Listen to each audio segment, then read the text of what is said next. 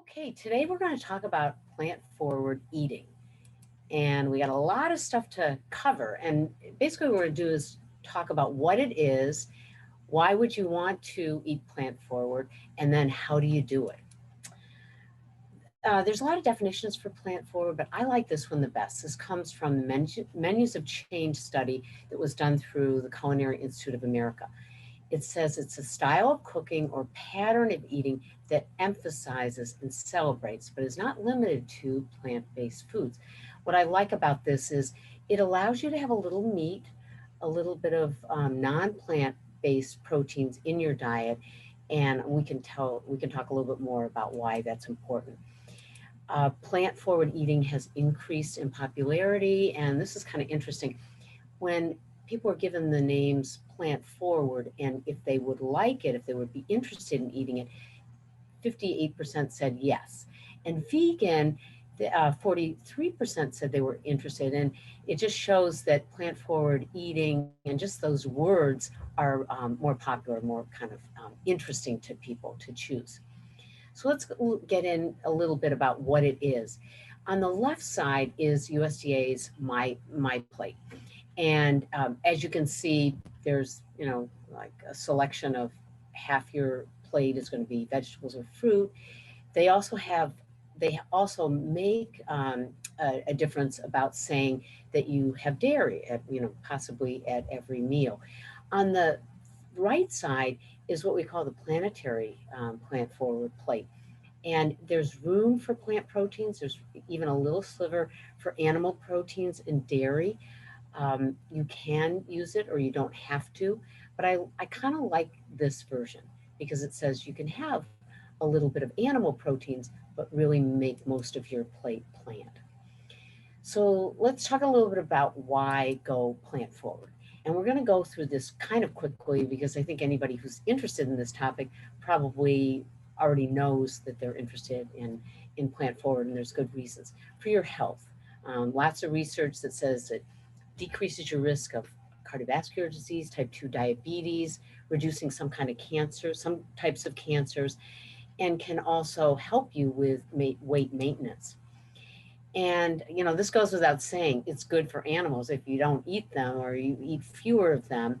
And it's good if you decide to have animal choices that you look for ones that are certified organic or humanely raised. That's always a good label. It's also very good for the planet. I think a lot of people are looking to plant forward for this reason, reducing greenhouse gases, especially if you eat less beef. Beef and lamb are the animals that are the highest contributors to greenhouse gases. And if chicken is a little bit better, and seafood, if you do sustainable, is better. So make those choices. Also good for the wallet. I get some people who say, no, vegetables and plants are so expensive. Well, they're really not when you consider that beef and meat proteins are they cost the most. They're the biggest part of your grocery bill. And if you cut those out or cut those down, you can spend more on maybe more expensive plants or farmers market plants or, fruits and vegetables in season. Uh, I'm going to start with dispelling a couple of myths. The first one we kind of talked about that really it's more meat proteins that are going to be expensive. You can't get enough proteins. That's a big myth. We typically eat a lot more proteins than we need. Um, we probably need about 55 grams for men of protein and 45 for women, and we usually get twice that amount. And getting it with vegetable proteins is really not difficult. You don't have to focus on complementing as long as you get all kinds of amino acids in one day, one 24-hour period. You don't have to necessarily, mix your beans with your rice. You'll definitely get all your nutrients you need, and especially if you have a colorful plate that includes a lot of different things. And another myth is that it takes a lot of planning. Well, I would say putting together any really good diet, meal planning will take some planning, but not really necessarily more than if you have one that has meat. So how do you do it? I like to say the key keys to success are these things. Doing it gradually. Like if you kind of go full tilt or no pun intended, cold turkey, no meat, you might it might not be as successful. But do it gradually and start with trying to do more whole foods versus processed plant foods. That would be one thing. And do a lot of non-starchy veggies, but also include starchy veggies because they are going to become your center of your plate, whether it's beans, whether it's whole grains, pastas and things like that. There's no problem making that center of the place.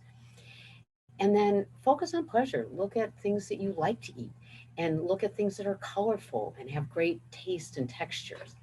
Go easy on oils and fats. In other words, don't have like a ton of nuts, a ton of olive oil, a ton of seeds, little bits certainly, and no math or no food math required, like no counting things, no counting calories. I think that's going to be your keys to success. Um, Reducing red meat is probably the best thing to do and eat more beans. In fact, if you can swap out one meat meal a week, we're gonna if all Americans did that, we would meet our greenhouse targets, which is really cool. Just in general, eat more plants. I like to say just in time shopping because sometimes if you just buy a ton of plants and they become science experiments in the back of your refrigerator, that's not good. So just in time. Vintage cuisine is kind of a new term. It's a nicer term for leftovers, like make plants and use them again the next day, maybe combine them with other things. Freeze more. Freezer is an unused kitchen appliance. You can make a batch of lentils or beans or tofu or a variety of things and freeze some of them. Eat some of them and freeze some of them.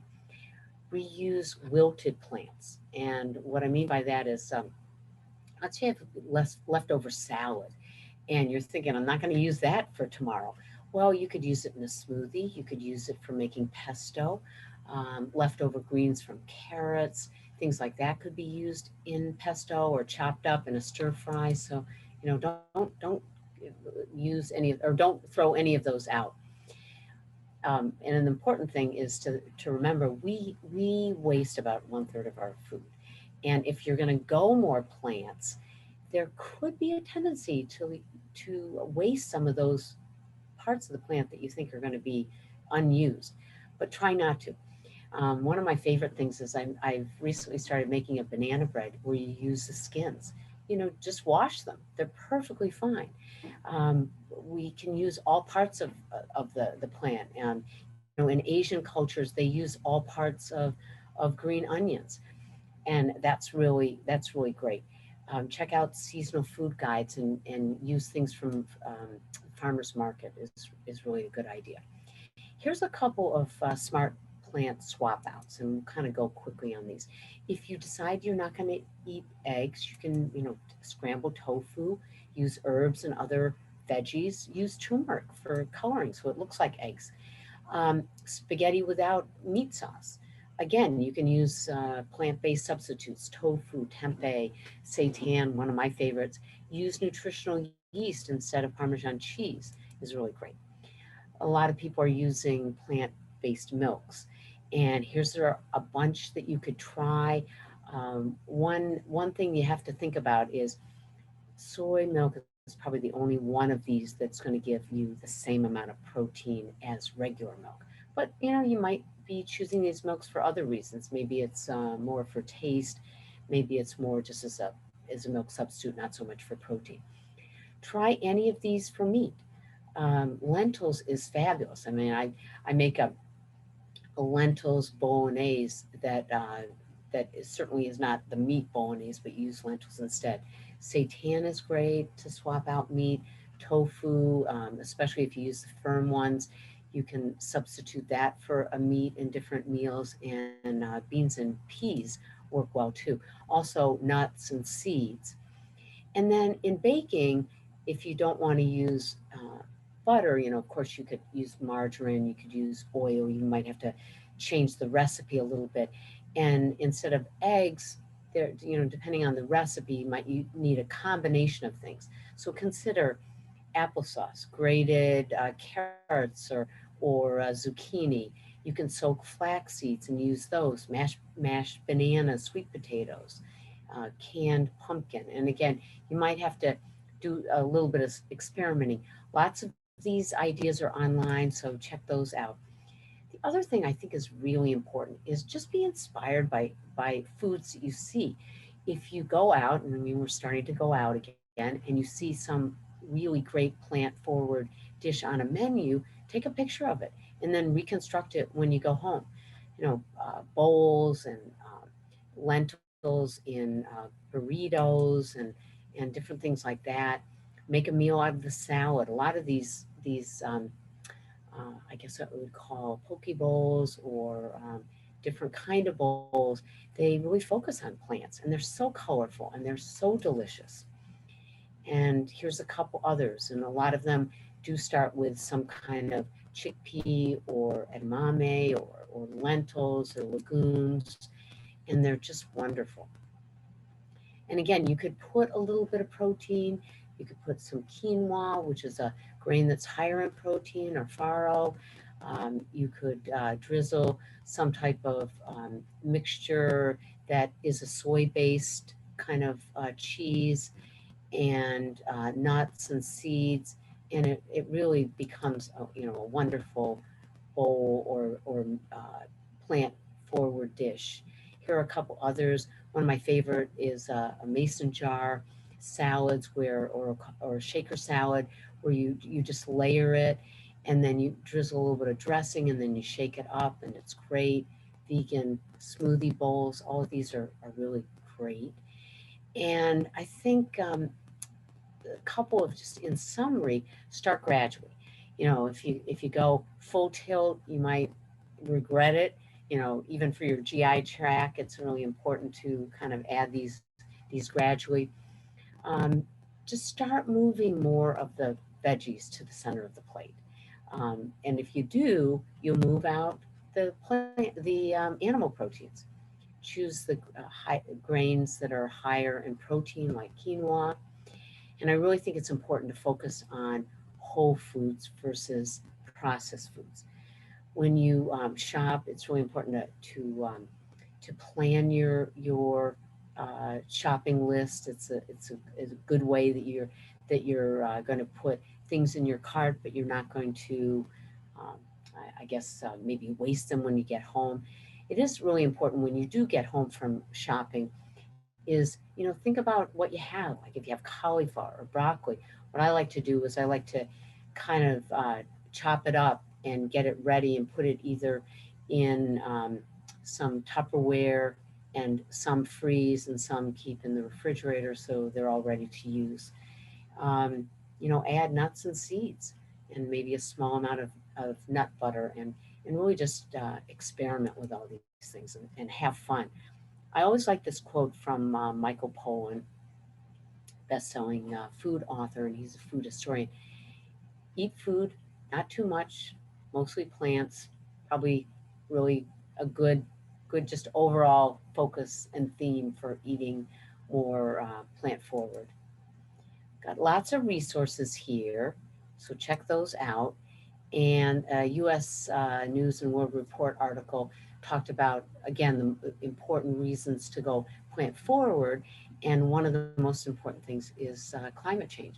One of the newest books by Bill Gates is all about that, and I encourage his book. It's really a good read. And thank you. And now I'm going to turn it over to Amy because she probably has some questions. Fantastic. Thank you for the great presentation, Lisa. So I do have a couple questions. The first one I'll start with, I think it was on your summary slide, you talked about whole foods versus processed foods. And so what are your thoughts on those plant-based like meat options like the Beyond Burgers and different items like that? Yeah, that's a great question, Amy, and yeah, I didn't really talk about that. Um, Beyond Burger, all of these kind of burgers and meat substitutes, I guess I would say, that really are very high in protein, and they're truly a substitute. They're very good. They taste good. They taste just like meat. I think the one thing to watch out for is they do have a lot of ingredients in them, and some of them are a little bit higher in sodium than some people would like. I would say look for some new substitutes really soon. We're going to be using some on campus start the fall, and I would say, look for the newest ones that are coming out there, because I think what the goal really is to try to have more whole foods, and a little bit less some of the ones that are processed, because I would even consider those processed. But that's a great question. So, talking about, dining on campus, are there areas that people can go to that have a good amount of plant-based foods or plant-forward move foods? Absolutely. In fact, on campus, on in our residential dining commons, we have a station in every dining hall, and it's called Rooted, Rooted. And this section has I think it's about 5 dishes that are all plant forward. And in fact, they are actually vegan, so there's no dairy and no meat. And come the fall, we're going to have even more selections, and you should be able to get, quite a good amount of protein in each of them, and as a collection of them. But we also we did a little survey, and from the beginning of when we started on campus in 2018 to right now, we've increased our plant forward offerings or vegan offerings by 33%. And we will continue to offer plant forward because students love them. That's one of the biggest trends, not only with students, millennials, and Gen Xers, but really everyone. So That's we'll, so we'll good to hear. mhm. And then my last question, kind of still in that campus student realm, are there any support groups that you're aware of, or different resources that people that may not be attached to the university can, um, utilize? Yeah, that's another great question, Amy. There are a lot of different groups. The one on campus I can think of is the Nerf Real Food Group. Nerf spelled NURF, and there are a ton of groups that are kind of associated with climate change and real food. Also, I there are so many. For me, just to name one or two might not give it justice, but if you Googled Plant Forward, or go to the Culinary Institute of America, menus of change, some of those things, I would definitely do that, and you probably get a lot of really good resources. And Sharon Palmer, she's got a great blog that focuses on plant forward slash vegan is one person. Um, but yeah, there are so many resources, and so many blogs, and so many Pinterest and Instagram posts that I would say, yeah, just explore. Well, thank you so much for answering my questions, and thank you again for the great presentation today. My pleasure.